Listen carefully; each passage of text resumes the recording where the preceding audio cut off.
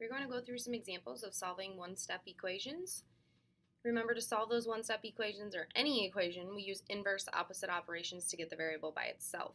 In this first example of x plus 7 equals 11, we're going to do the opposite of adding 7 and subtract 7. Remember, I need to do this to both sides of the equation to keep it balanced. If I'm taking 7 away from one side, I need to take 7 away from the other side. By doing that, that gets these 7's to cancel out, and I'm left with only x on the left side of this equation. I bring my equal sign straight down, and 11 minus 7 is 4. I've now solved the equation. I've found what the missing variable is. X is equal to 4. Remember, you can always go back through and check your answers to see if you found the correct solution. I found that x was the same thing as 4, so if I plug it back into this equation and see, is 4 plus 7 equal to 11, which yes it is. So I got a true equation, so I know that that solution is correct.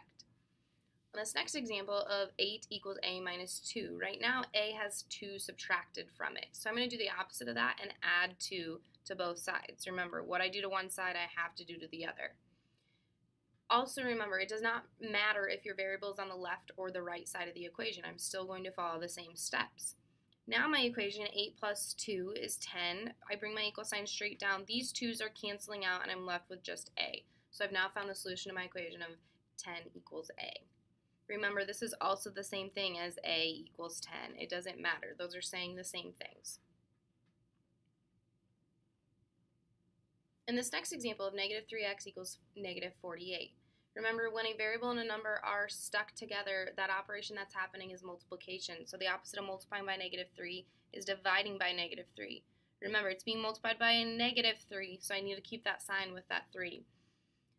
These numbers cancel out. Remember, when I have the same number on top of a fraction as I do on the bottom, they cancel out and turn to 1. So I'm left with just x there. Then remember, a negative divided by a negative. Remember, Mickey Mouse here tells me that if I cover up the signs I have, if I have a negative divided by a negative, the sign that I'm left with is a positive. So my quotient here is going to be a positive, and 48 divided by 3 is 16. Next example, k over 6 equals 8. Fraction bar means divide. So right now, k is being divided by 6. So I'm going to do the opposite of that and multiply by 6. What I do to one side, I have to do to the other. Remember, this is now on top of my fraction and the bottom. So those are going to cancel each other out, and I'm left with a solution of k equals 48.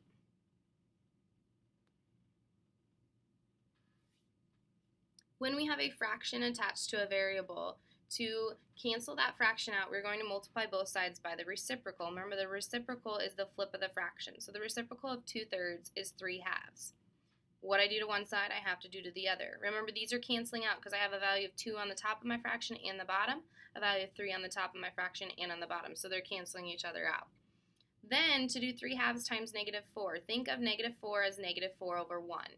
To multiply fractions, we do straight across. So top times top, a 3 times a negative 4 is a negative 12, and 2 times a positive 1 is a 2. My equal sign is coming straight down, and I'm left with only b on the right side. Then I just need to make sure I simplify that fraction. So you have two ways of looking at that.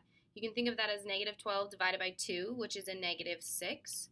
Or you can simplify that fraction by taking a 2 out of both, which would result in a simplified fraction of negative 6 over 1, which would also give you a value of negative 6.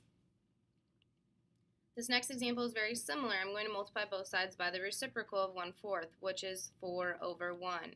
What I do to one side, I must do to the other. These are all canceling out.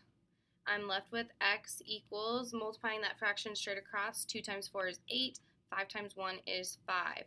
Then I look for any common factors between 8 and 5. There are no common factors between 8 and 5, so that simplified and proper fraction is a perfectly fine answer.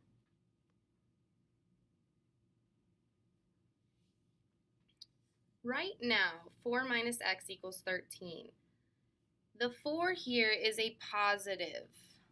I am adding that 4 on. I just don't write that positive sign in the answer because it's understood to be positive. So to get rid of that 4, I need to subtract it from both sides. Because notice, if I would try to add this to both sides, that would not cancel these 4's out. That would result in an 8. So I need to make sure that I am subtracting that 4 from both sides. This will leave me with a negative x, bringing my equal sign straight down, is equal to 9. Notice this negative sign in front of the variable goes with the x. So I'm not done here. This equation actually has 2 steps. Remember, if I have a negative sign in front of a number, really what that's saying is negative 1 times x is equal to 9. So now I need to do one more step and divide both sides by negative 1. And I'm left with x equals negative 9. This next example is very similar. Right now I have a negative 4 minus y equals negative 7. So to cancel out that negative 4, I need to add 4 to both sides. Negative 4 plus 4 cancels out. I'm left with negative y equals negative 3. Remember, this is very similar. This is saying negative 1 times y equals negative 3. So then I need to divide both sides by negative 1, because the opposite of multiplying by negative 1 is dividing by negative 1. A negative divided by a negative is going to result in a positive answer, so I have y is equal to a positive 3. Remember, you can always go back and check your answers. Lastly, a story problem. Jeremy mowed lawns to earn money for camp. He gets paid $12 for each lawn he mows. By the end of the summer, Jeremy had saved up $156. How many lawns did he mow? Set up an equation and solve. Well, I know that Jeremy is getting paid $12 for each lawn he mows. So to represent that using numbers, letters, and symbols, to show that it's happening each time he mows a lawn, I'm going to take $12 times the number of lawns he mows. So I'm going to choose to use m for my variable. It doesn't matter what variable you choose. Because each time he mows a lawn, if he would mow 5 lawns, I'd take 12 times 5. If he mowed 8 lawns, I'd take 12 times 8. And I know that this is equal to the amount of money he made, which is $156. So here's my equation, and now I can solve it by using inverse operations. I'm going to do the opposite of multiplying by 12 and divide by 12 on both sides. These will cancel out because 12 over 12 is a 1. And then I can then solve to find out how many lawns he mowed that summer. And I'm taking 156 divided by 12. Remember, that's how I read that fraction. And 156 divided by 12 will result in 13. Remember, it's a story problem, so you should have a label. So go back and look at the question in the beginning of the problem. It says, how many lawns did he mow? So this is 13 lawns.